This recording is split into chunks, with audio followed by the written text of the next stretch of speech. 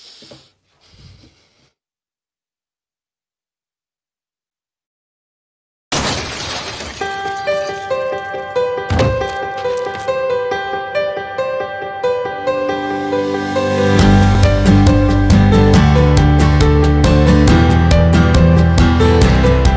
morning.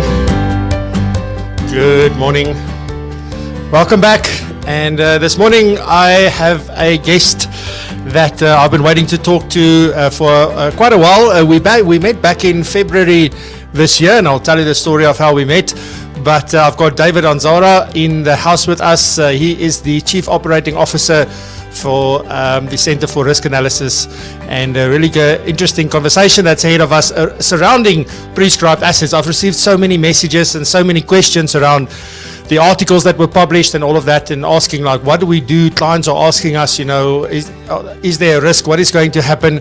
And I was really looking for somebody that knows the environment and what's going on in South Africa at the moment, so that we can really have context to why, one, it was proposed. Where are we 3 years after it's been proposed, actually, because it's been in the media a lot recently, and that has also then caused this public outcry. So really looking forward to get into all of that with my guest this morning. So I will introduce David in a second to you. But as we usually do, let me say good morning to everybody saying hi in the chat. We've got Terence in. Good morning, Terence. Espresso ready. I just wanted to say, I've got my coffee here today. So Kobus, good morning. Good vibes. Yes, absolutely. Good morning, Malcolm. Yes, I will talk about the 700. Thank you very much, Malcolm. I've got Flora. Good morning. Tinus, goeiemorgen. Kobus says a topic I have enjoyed studying, writing on, and made a video to bust the myths. And yes, it was a very good video, that, Kobus. It was also very in detail, and it combined it with the TLAB, with the Taxation Laws Amendment Bill proposals, etc. So it was a really good video. Renee, good morning. Mark, good morning. Nice to see you. Ian McMaster, always nice seeing you. Carol, good morning. Welcome. Denise, good morning. Arun, I've got Mark down in Australia. Good morning, Mark. I don't know why you always make me smile when I see you here. So good morning. Wynand, goeiemorgen. And then I've got Cindy, good morning.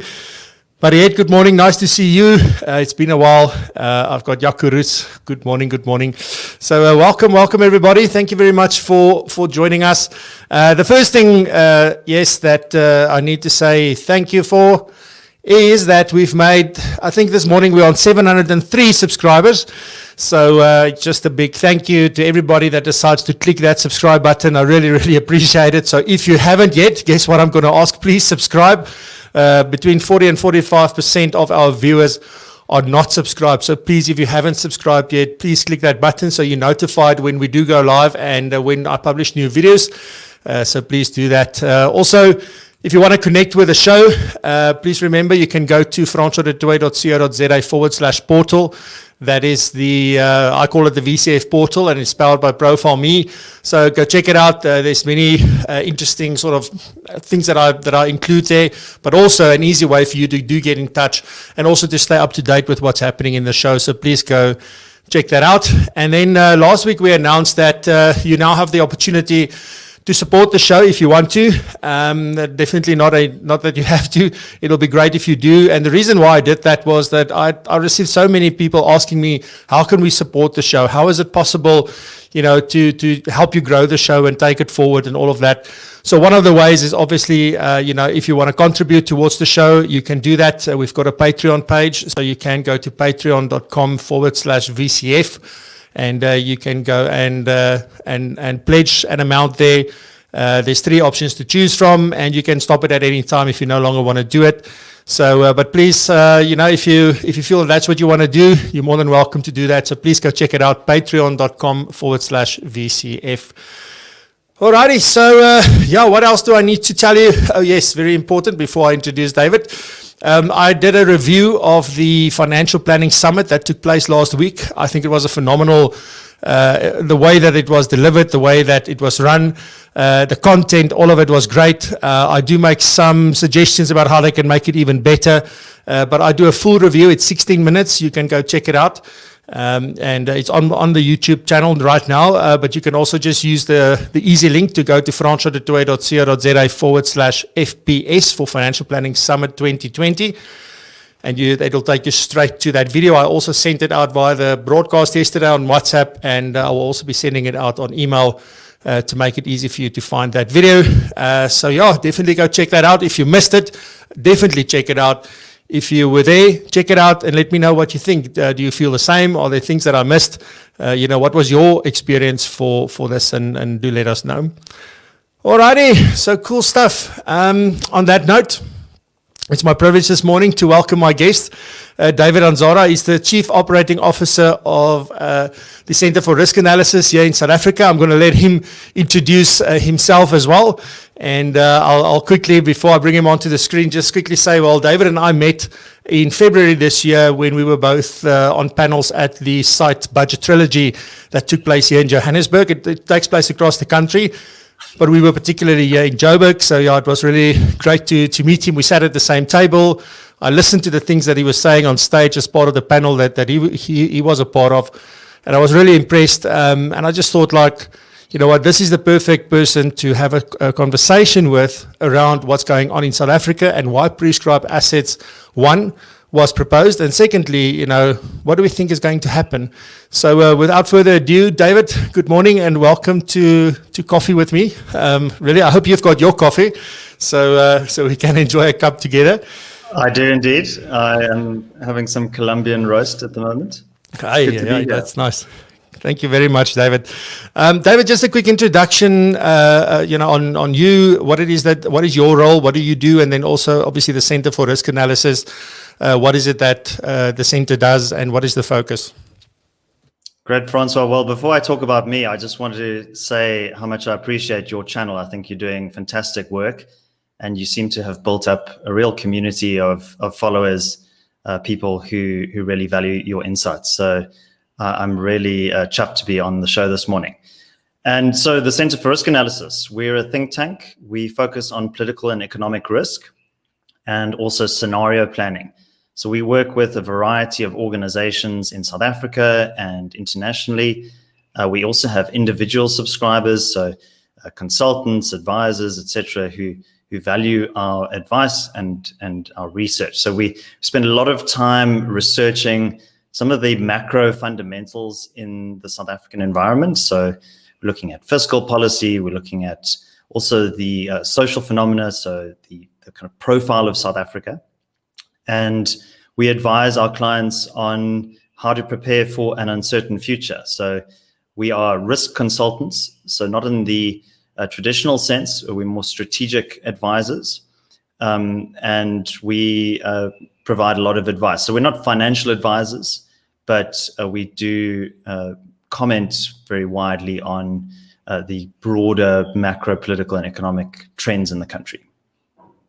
Yeah, that's quite an important role to play because, one, do you think you play like the voice of reason sometimes, or is it just to make people aware where the red flags are? Is that the main idea?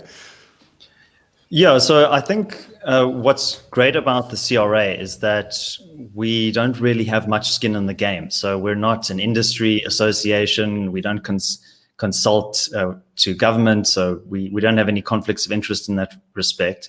And we sit on a lot of very rich data sets. So we can use that data to present alternative views, to understand the implications of policy on our clients' interests.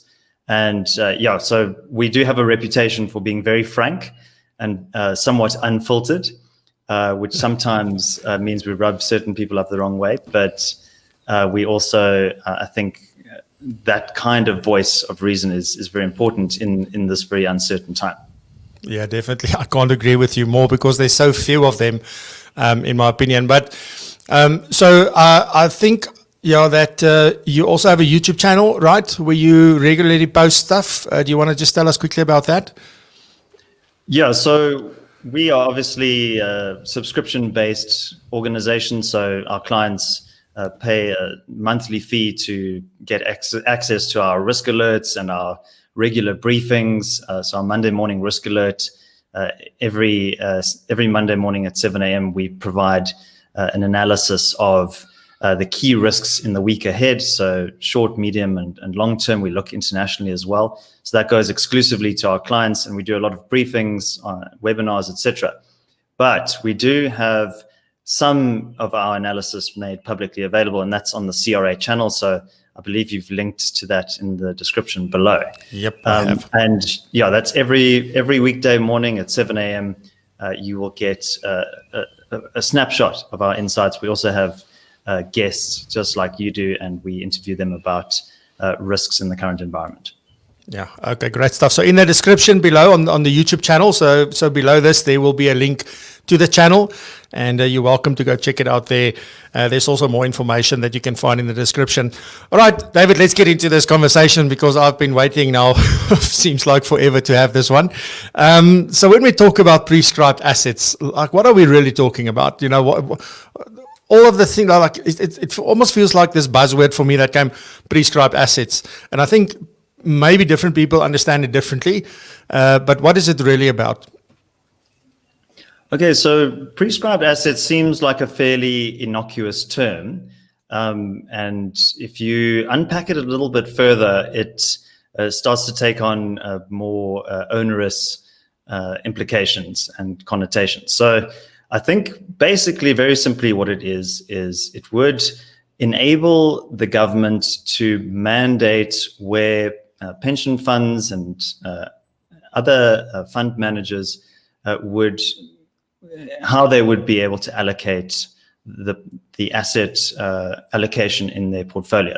And that would mandate that fund managers would be required to invest in state-owned enterprises, in South African government bonds, or infrastructure projects. And the ostensible purpose of this is because these projects or these entities don't have access to capital. They are not financially solvent, so they need some way in order to finance their activities. So now this would obviously have significant implications on the performance of those portfolios. And we do have a history of this in South Africa. So in the 1980s, asset prescription, basically in 1977, asset prescription was about 77.5%. And then by 1989, by the point at which they reduced and withdrew the asset prescription model, that was at about 50%. So asset prescription was seen as a last-ditch measure by the apartheid government under P.W. Botha to try and shore up capital. So there was a lot of capital flight during that time, a lot of uncertainty. There was the state of emergency. The townships were revolting, and also a number of international financial institutions refused to roll over their credit facilities to South Africa. So South Africa was essentially locked out of international capital markets because of the anti-apartheid campaign. So the then government was desperate for funds.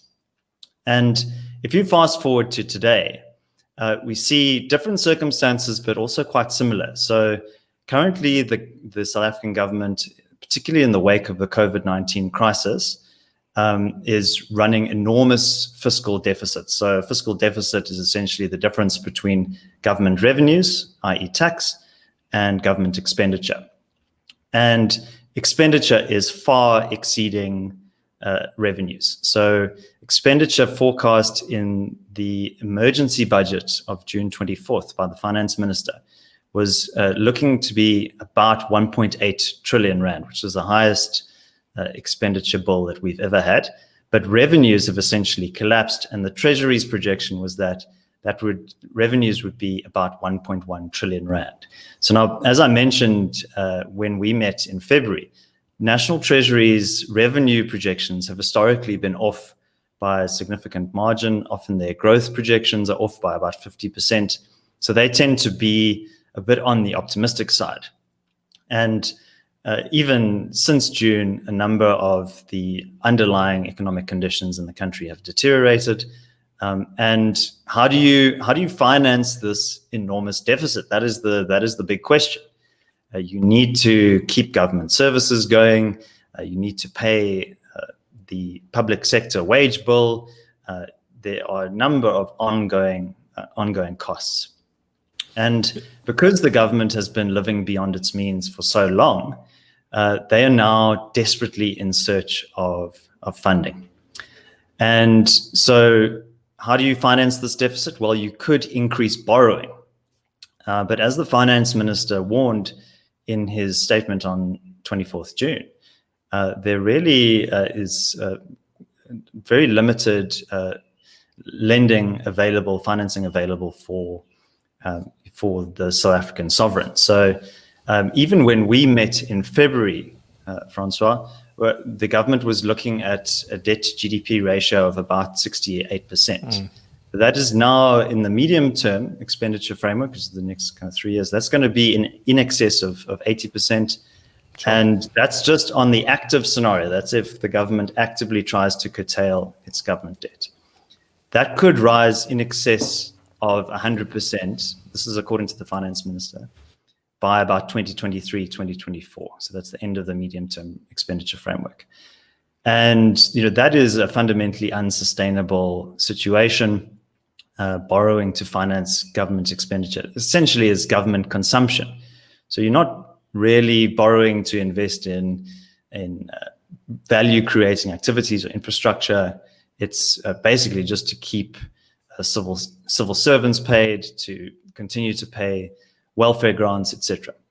And bear in mind so if you want to come in there, Francois. My question is, man, if you think about any business that are well run, if there's any investor that wants to invest into that business, they would look at it from a point of view like, what are you going to use my money for? And usually if it's for these running expenses, then it's like, no, we don't want to invest. They want to see how their money is going to make money for them. The other problem is I think you've alluded to this, is that because we've been downgraded and all of that, it's so expensive to lend, and we just can't afford to basically do that. So it's really a situation where we sit. So which then leads me to the question, but because obviously now what's happening is that government is looking to the private sector now to come to their aid. Well, one, in my opinion, they've made it so difficult in the labor market to really run a business, to be honest, from my opinion. But now they're looking to the private sector to sort of help them. But the private sector is not voluntarily bringing capital to infrastructure development. They don't want to commit anything. Is that an accurate sort of, viewpoint? And then if it is, how do you see that playing out? What needs to change? And is that a better option than obviously going? Because prescription is like, if you tell somebody you will do this and you must do this, then that's when people get upset and they leave. So what do you do to really encourage corporates or to the private sector in general to invest into infrastructure? I mean, what needs to change for that to happen? Is that a better option? Well, pension fund managers or investors need to be able to see returns on their investment. It's as simple as that. You don't need to be a financial whiz to know that if you're risking your capital, you need to have some degree of confidence that you're going to get a return on that investment throughout the term of the investment. And look, bear in mind that South African government bonds, municipalities can issue bonds. Eskom itself issues bonds, and historically those investments have been taken up by investors. So the yields have been pretty good, and there's obviously a risk premium attached to that. But there hasn't been a shortage of buyers of these kinds of debt instruments. So I think you have to kind of break it down into kind of first principles. If investors are not investing in these assets, there must be a reason why that is the case.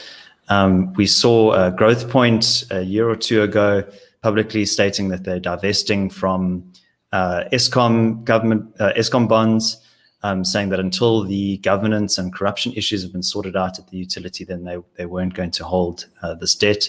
Obviously concerned. But bear in mind that Eskom has a 250 billion rand debt burden at the moment. So, and when the president spoke last week, he didn't really mention how that debt is going to be dealt with. So even just on Eskom alone, that is a significant risk in terms of the fiscal situation.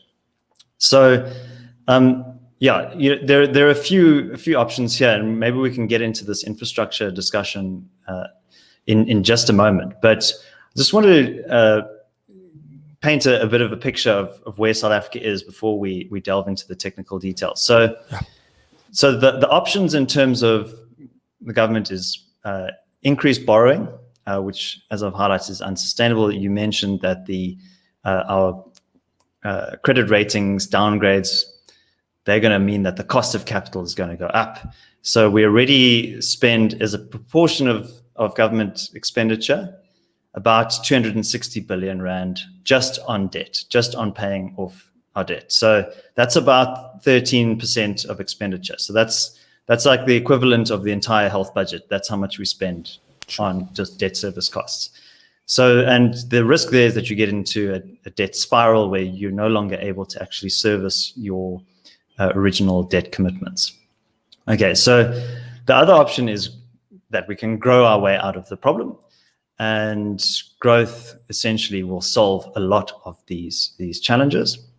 But the government hasn't really demonstrated a willingness to implement the reforms that will unlock growth in the country. So if you look, as you mentioned, the labor market is very rigid. The President said nothing about labor market liberalization last week when he presented the recovery plan.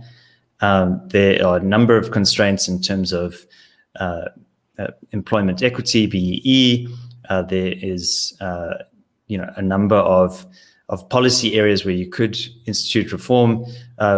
Where there are changes being proposed, those would be potentially damaging, like expropriation without compensation. There's a new expropriation bill, which many commentators have said is an improvement on the last bill, but there's still a lot of uncertainty there. It still means that investors are not quite given the assurance that the Constitution currently provides them. So there's a lot of uncertainty that is going to impact on growth quite negatively. Then the other option is that you can tax more. And South Africa, as you probably know, is already taxed quite highly. So in economics, there's a concept called the Laffer curve. And basically, if you overtax the productive sector of the economy, you then end up crossing the inflection point of that Laffer curve, and you end up generating less revenue.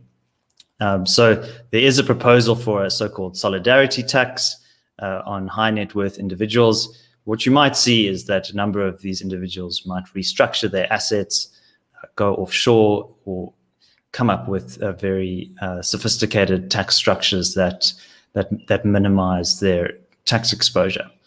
So, and when the finance minister spoke, he said there would be another 40 billion rands worth of taxes in the next budget. But that's really hardly a dent. Okay, so now, join the dots, I think, is what I would say to your viewers. Yep. This is the current situation. If you were the government and you had this ongoing expenditure, where would you turn? If you can't tax more, if you can't borrow more, if you're not prepared to implement the growth-enhancing reforms that are needed, because bear in mind that the trade unions are going to be after you if you implement those reforms. And you could destabilize the tripartite alliance if you push through with those reforms. So where do you turn? Well, there is an enormous pot of private savings, 4.5 trillion rands worth of private investments in the country. And this, I think, is what is motivating the government to explore this. And now, to be fair, the senior members of the ANC, so Enoch Godongwana, Paul Mashatile, the treasurer, so Godongwana is the head of economic transformation, they've stated that prescribed assets is off the table. But I think it's very important also to understand that Mr. Godongwana also then followed up his statement by saying that we also need to find ways to unlock the country's pensions to assist with infrastructure goals. Now, what does that mean exactly, unlock the pensions? That I think is quite concerning. And bear in mind, this has been a policy position of the party from its Nasrec 2017 conference. The prescribed assets was adopted as part of the policy framework. It was also included in the election manifesto. Now you can say, well, that's just electioneering. They're just playing politics. But I think that this has had very damaging impact on perceptions within the investment industry. As you mentioned, Francois, you've gotten a lot of requests. There's still a lot of people deeply concerned about this. So is there anything that you'd like me to clarify on that, Francois, before we continue? Yeah, it's just sort of, I want to get into this conversation around, yes, there are people saying it's off the table, that they're not going to look at it. But then you also need to read between the lines, and you also need to be realistic around what is the current situation. As you say, it's one thing to say, well, how do we unlock this money from the pension funds? I mean, whether it's through prescribed assets or something else, from my point of view at the moment, if you look at prescribed assets, it's an impact on the returns of the investment portfolios, because really what's happening is that they're not like taking the money, you're not getting it back. It's really meant to be invested. But yet the chances at the moment of you getting a return on that money, if it could have gone elsewhere where you could earn that return, would have been better. Now we also start looking at how do we unlock this. So is this only from an investment perspective, or is this actually from a we want our hands on that? And then the next question is, I mean, the levels of corruption are absolutely astounding. If everybody can be so creative around how we create jobs, how we drive the economy, how do we make it better for everyone? I mean, imagine what we can do, but yet a lot of individuals are focusing on how they enrich themselves. And it's almost like, I don't know, like I've got my views on that, but that is, I think, must be the single biggest challenge and problem at the moment, because we do. I mean, if you look at the Solidarity Fund as well, money ended up, or it was donated and given to the fund. And where did it end up? Eventually, again, a lot of the money did not end up where it was supposed to end up. And it's the same story over and over and over again. And so I sort of, let's talk a little bit more about that, David. I mean, what is the reality? I mean, you've sort of said, let's join the dots, and I fully agree with you, that if I look at that, then I'm honestly, and this isn't a session to sort of inject fear into the audience at all, but let's just be realistic about this. Like, what are the chances that this thing is going to boomerang and come back again, and we'll see prescribed assets maybe again? Or do you maybe see a solution that they could rather look at? I don't know if that's a fair question, but let's talk a little bit around that. All right. So I think it's very important in these discussions, and it often takes our clients quite a while to wrap their heads around this, is that, the ANC as a liberation movement has historically, if you look at the origins of it, was essentially a black middle class organization when Pixley Seme and the original founders of the ANC first started in 1912. But there was an ideological evolution within the party. And I'll fast forward to 1969 to the Morogoro Conference in Tanzania. And the ANC officially adopted a policy of the National Democratic Revolution. By this time, the ANC was very much influenced by the South African Communist Party, which is now today one of the key alliance partners. And at that point, the part of the NDR philosophy, the National Democratic Revolution philosophy, is about capturing the state apparatus. It's a kind of revolutionary ideology, and using the state and state power to affect desired outcomes. So what that means, and one of the key tenets of NDR ideology, is to say, if there is resistance that you face from the public or from another kind of headwind, that you must then reassess your position and take a strategic step backwards, and even retreat entirely until conditions are right for you to advance that position again. And sometimes this can sound a little bit conspiratorial, But we do have a lot of evidence for this in other sectors. So, for example, in the mining sector, there was a lot of ideological hostility to mining, given the role that it had played historically in South Africa. And what happened was there was a dialogue between government, labor, and the mining houses, and they came up with a social compact. The ANC is very fond of social compacts, particularly the president. And this was the mining charter, which at that time was an aspirational set of values that the mining industry, together with labor and government, would work towards. And these were non-binding commitments around transformation, around empowerment, and also community development, and so on. But over a period of about 15 years, there were various new iterations of the mining charter that were launched, and gradually the mining sector was denuded. So mineral rights were taken over by the state, so you had to apply for a mining license.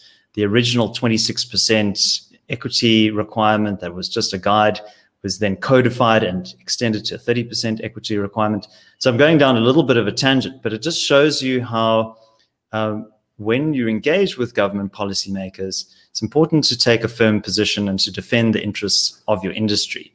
And we're not really seeing the asset manager associations really taking a firm enough approach. They're very much part of the social compacting process, and they value dialogue, and that's understandable. You don't want to shut doors, but you also have to be cognizant of like, what are the interests of member firms and the investors that those firms represent.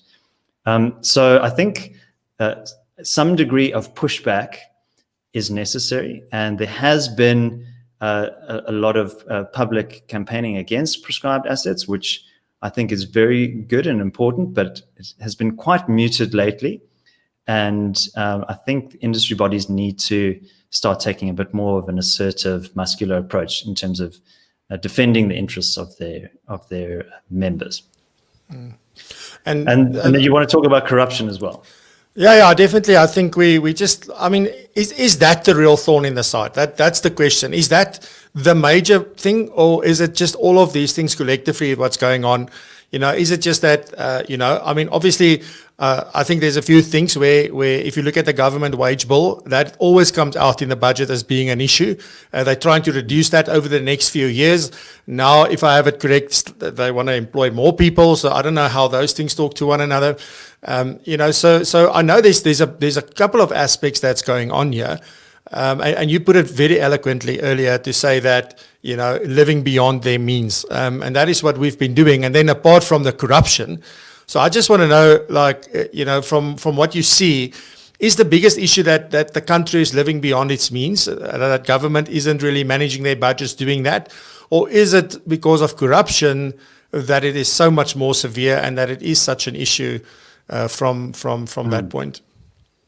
Well, the government is certainly living beyond its means, and the wage bill is definitely a significant contributor to that. So public sector wages account for about 600 billion rand if you tally them up from across various departments. So that's nearly 60% of the revenue that is collected. And I've been reading this book by Ernest Hemingway, The Sun Also Rises, Fiesta. And there's a line here where he says, two gentlemen are speaking to each other, and so how did you go bankrupt? Bill asked. 2 ways, Mike said, gradually and then suddenly. What brought it on? Friends, said Mike. I had a lot of friends, false friends. Then I had creditors too. Probably had more creditors than anybody in England. So I think that's a very relevant quote for the position of the government. Lots of creditors, lots of false friends in the form of the trade unions who will very assertively defend their members' interests. So now just on the question of corruption, I mean, I've got another book here, The Big Fix by Ray Hartley. And it's written a few years ago, and that's about the corruption that was endemic in the World Cup, the 2010 World Cup. And most people reflect very fondly on that period in South Africa's history. But that was an example of a lot of very significant investments in infrastructure, and there were a number of white elephant projects that were created there.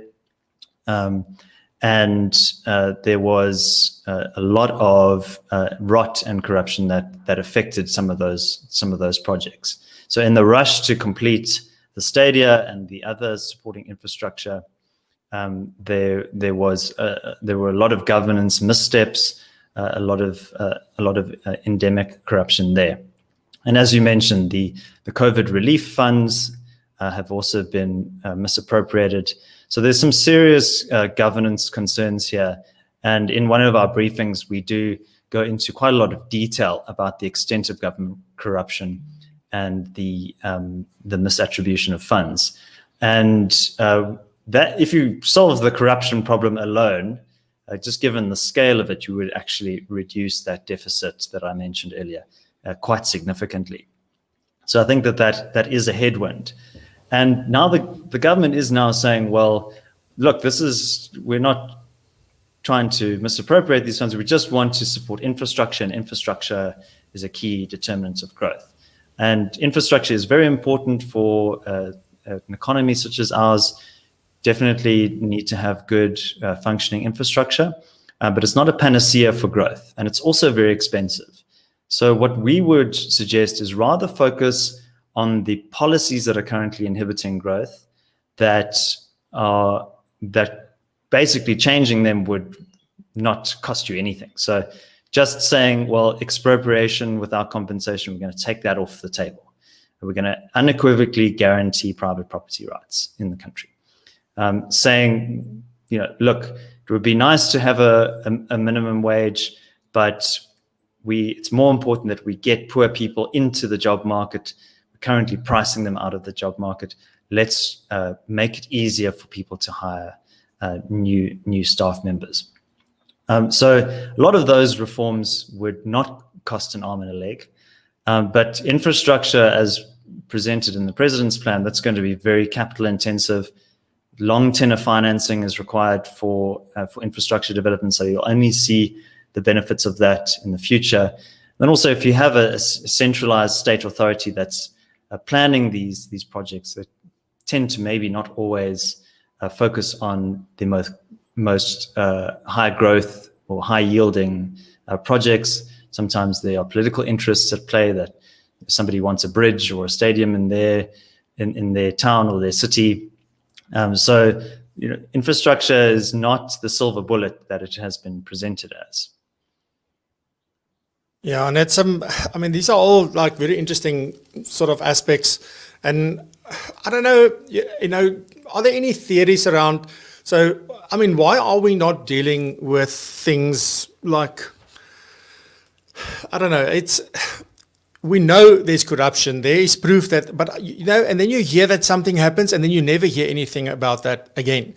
So are there any theory, why are we not taking swift action against corrupt, government, and it doesn't matter where it is, government, private, because corruption, I guess, is all over. It's not only a government thing, although it's huge in the government space.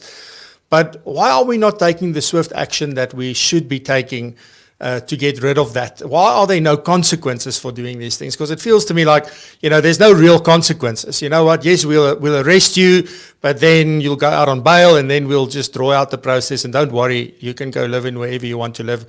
I don't know if that's even a fair statement. That's what it feels like looking from the sidelines. And I'm definitely, about politics, I know absolutely nothing. I don't get involved in that. But it's just what, the perception that I have from the sidelines. So are there any theories around why we're not taking this shift action, maybe, David? Yeah, so there are a number of reasons for this, but the primary reason is a political reason. So I think there's a perception out there that there are various factions within the ANC government that are basically vying for control, and that there is a quote, good ANC and a quote, bad ANC, and that essentially it is a conflict between the two, and the president represents the good side, and he's trying his best to deal with corruption. But as we highlighted in our report, which your viewers are welcome to get in touch with me to get access to a complimentary copy of the report. When we broke down the National Executive Committee of the ANC, which is essentially the top body, the decision-making body of the ANC. There are about 80 people in the permanent members of the NEC, and we estimated that about 41 of those 80 were implicated in acts of serious corruption. 31, there were question marks, 31 out of the 80, so they were unknown. And then about 8 we thought were not implicated. There was no evidence that suggested that they were implicated in corruption. So that's over half of the NEC, and that is cross-factional, that level of corruption. And so if you consider that, I'm just looking at the report now, there was 73 billion rand last year, according to the Auditor General, that was classified as irregular expenditure, 13 billion rand unauthorized, 3 billion rand fruitless and wasteful. It's a total of about 90 billion rand. Okay, so look, not all of that is gross acts of corruption, but a lot of it is. And so why is there no accountability, as you asked?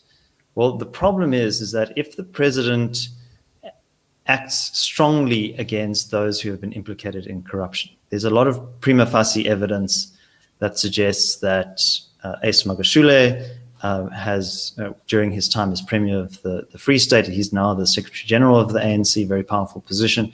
There's a lot of on-the-face evidence that he was involved in corrupt activities during his time as Premier.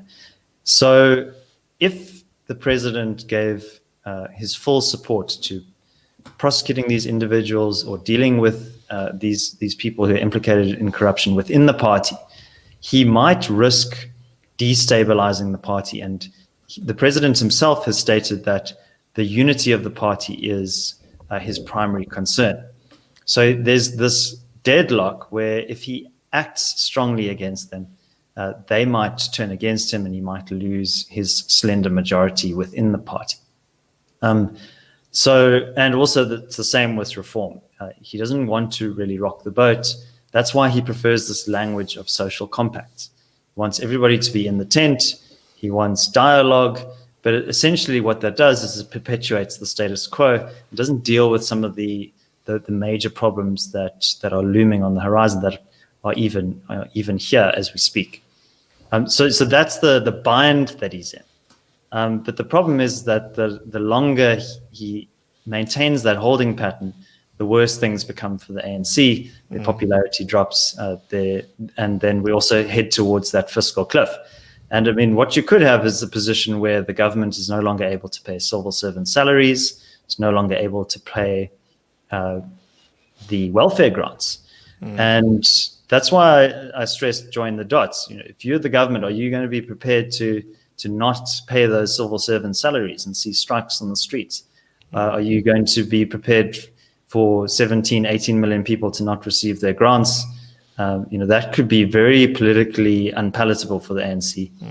And that's why they're looking towards these other sources of capital and targeting unlocking the pensions part of private savings, I think is definitely still on the government's agenda, even if officially in their statements they're saying it's off the table.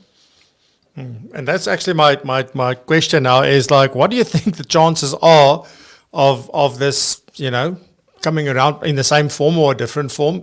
Do you think there's a if we look at a 50-50 chance, is it a little bit more than 50? Is it maybe a little bit, there is a chance, but it's less than 50? I don't know. I mean, that's just a guess, I guess. But looking at everything, joining all the dots, what do you feel? Do you think that this may come back later unless everybody gets involved, as you mentioned earlier, and for like the the governing bodies and et cetera, getting really involved and making sure that they engage actively with government around this issue proactively, instead of waiting for another proposal to come out or waiting for, like now the things are going to Parliament to be signed off. What do you have a view on that? Yeah, I think that there is a risk that the industry and other bodies become complacent that, the government's given us this assurance. We've seen government assurances in the past. I mentioned the mining sector. This expropriation debate is now firmly back on the agenda. So, I would exercise some degree of caution there. And I would say there's a very high probability of this coming back in the near future. And I think that your viewers should be putting pressure on industry representatives to say, well, no, we need to take a hard line on this. So we did see the asset manager Signia saying that, no, well, we'd definitely be against prescribed assets if they came onto the table. And in their press release, they said, no, look, we're going to stand up firmly against this. But then right at the end of the press release, they were doing quite well. Right at the end of the press release, they say, well, if we have to have some degree of asset prescription, maybe we could use this as a bargaining chip to reassess the asset class allocation in Regulation 28 of the Pension Funds Act. But that's not how you preempt the discussion. If there are concessions that you have to make, you leave those in your back pocket. So I would say a more robust approach would actually yield better results. And I think it's incumbent on all of us to speak to our financial advisors, to speak to our asset managers or other pension funds administrators to say, well, look, we need clarity on this, and we need to take a firm stance against this. David, so you said earlier that people could contact you to get a copy of the report. Can they email you directly, or is there a specific way that you want them to get in contact with you? Yeah, sure. Well, actually, what I would say is I've put a link in the description below to our 30-day free trial. So Yes. If you would like to access all of our reports and our briefings, you can go there and you can sign up, no risk to you, and then you will benefit from a lot of our insights and analysis. I'll also put my email. I'll comment on the video after this. My email is david@cra-sa.com. But I'll post that in the chat, or maybe you've done that already. I see you're well ahead of so you can get in touch if you have any questions. I'll be happy to answer those by way of follow-up. Cool. 100%. Cool stuff. David, any last thing, maybe there's something that we didn't touch on that you feel is also important to note, or just maybe some final words before we end? Yeah, I think one of the questions that we get a lot from our clients is this issue of reform. Like, when is reform going to happen? And I think there are a few positives. So one of which is this decentralization of energy generation. So municipalities being able to generate their own and procure their own energy, I think, is a positive development. But for the same reasons I mentioned, that the government's unable to really significantly tackle corruption, is also going to be a headwind in terms of reform. So the government's going to be very unwilling to make fundamental changes to the labor regulatory framework, to the empowerment framework, and to other areas that inhibit growth.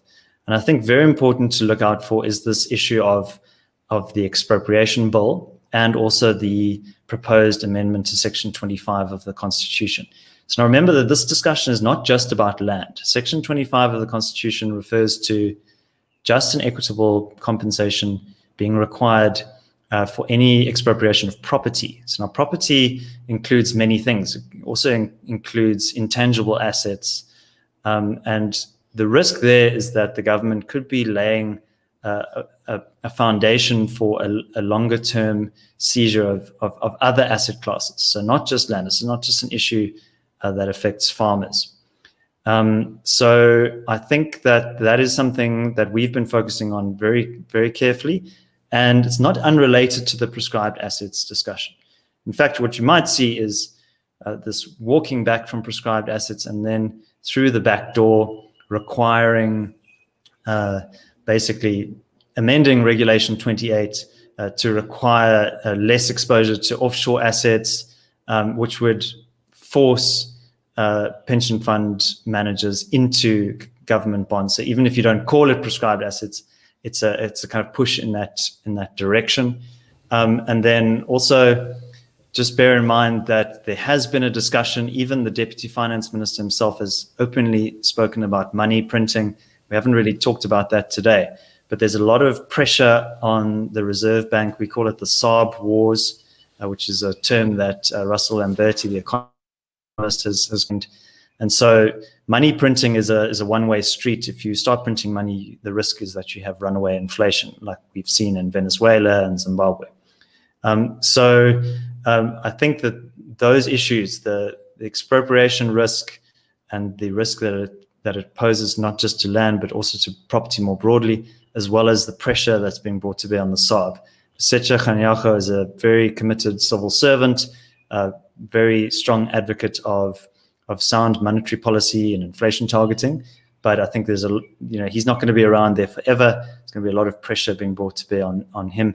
And there's this idea of modern monetary theory, which seems to be gaining traction within the union buildings, that you can basically borrow in your local currency and that you won't run a risk of a fiscal crisis, and that you need to curtail austerity because that would risk jeopardizing the recovery. We don't think that this is a sound way to go, and I think the risk there is that you have inflation, which obviously would undermine the underlying value of many pensioners' savings that they've worked their entire lives for. So I think the stakes are very high, and I think it's worth having robust engagements with the government on this. Yeah, absolutely. David, then there's a question that I want us to just, I see Carol asked here, would they consider the 52 billion rand unclaimed pension benefits as a possible funding for their government consumption?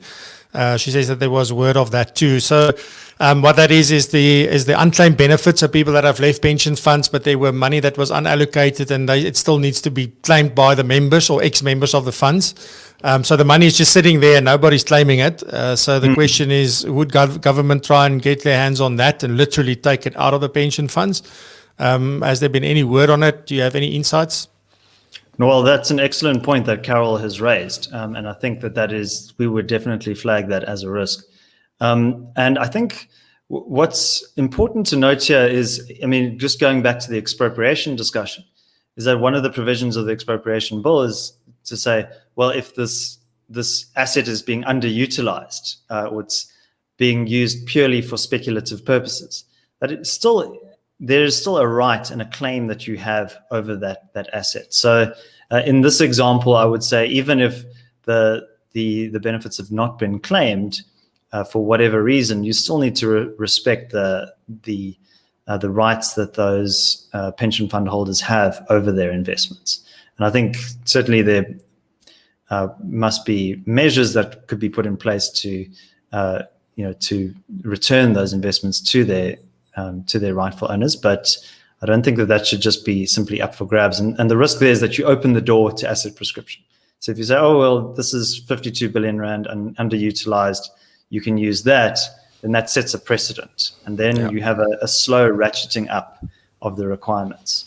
So that's why I would say don't even give an inch on it, because if you give an inch, you lose a mile. Yeah, no, it's time to stand firm. David, thank you very much for your time. It was a very insightful discussion.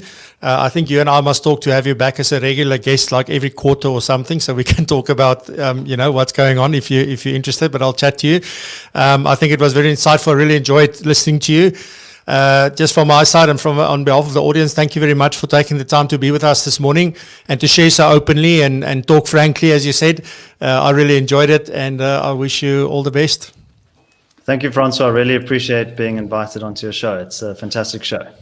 Cool stuff. Happiness. Guys, go check out in the description the links to the CRA and the free trial and all of that, and I'll see you back on Tuesday. Bye-bye.